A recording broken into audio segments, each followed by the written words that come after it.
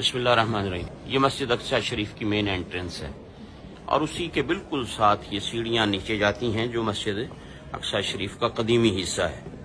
आइए उसकी ज़ियारत आपको करवाते हैं जहाँ मेहराब ज़करिया है, मुख्तलिफ बरकत वाले ये मकाम है।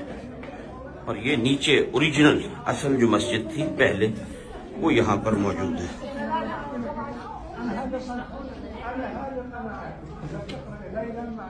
तो ये आप देखें कितनी सीढ़ियाँ नीचे उतरकर यहाँ से जाना पड़ता है।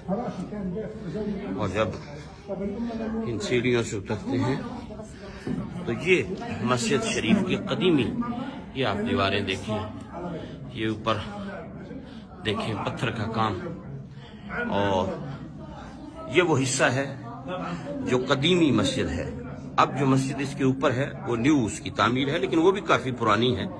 बहरहाल ये वो मस्जिद शरीफ है, बरकत वाली मकाम है, जगह है। हाँ जी, हाँ, जमात होती है यहाँ बाकायदा।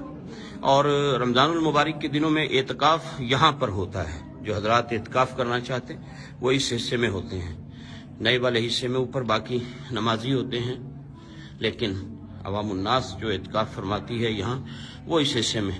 और ये माशाल्लाह नीचे है, और अभी इससे भी और हम नीचे जाएंगे, उससे आपको अंदाज़ा होगा कि असल मस्जिद कितने नीचे मकाम पर मौजूद है। तो ये आप देख रहे हैं उसकी दूसरी जानिब है, यहाँ ख़वातीन नमाज पढ़ती हैं।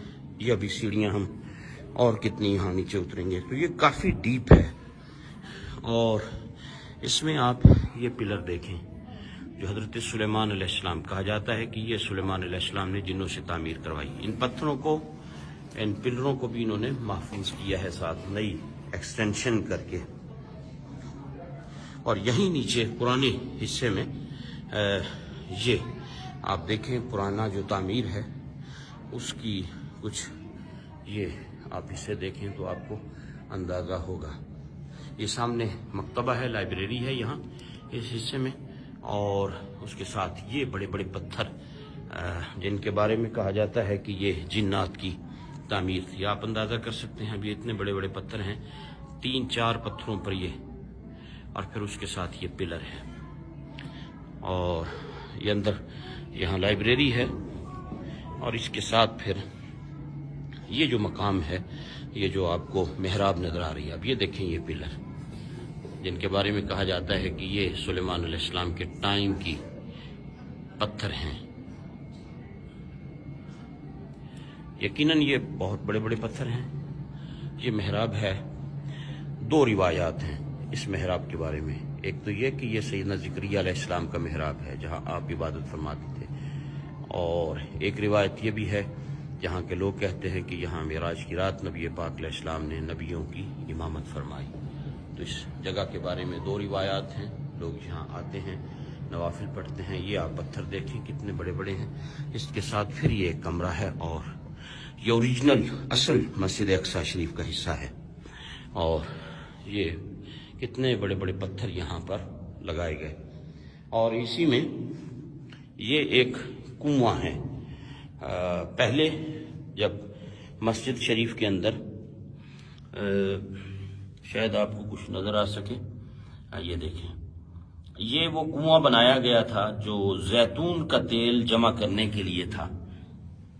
जब मस्जिद में जैतून के चिराग जला करते थे तो ये कुआं यहाँ बनाया गया था। लोग डोनेट करते थे, जब आते साथ कुछ न कुछ जैतून का तेल लाते, ओलिव ऑयल लाते, यहाँ डोनेट कर देते जो मस्जिद के चिरागों में इस्तेमाल होता।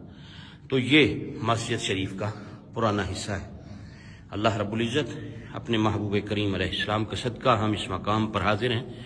खुदावंद क़ुद्दूस नबी रहमत अलैहिस्सलाम का सदका जितने भी हजरात ने दुआओं के लिए कहा, अल्लाह सब की मुरादें पूरी फरमाए, सबकी हाजात को पूरा फरमाए, सबकी बीमारियों को शिफा में तब्दील फरमाए, सबको दीन और दुनिया की बरकतें अता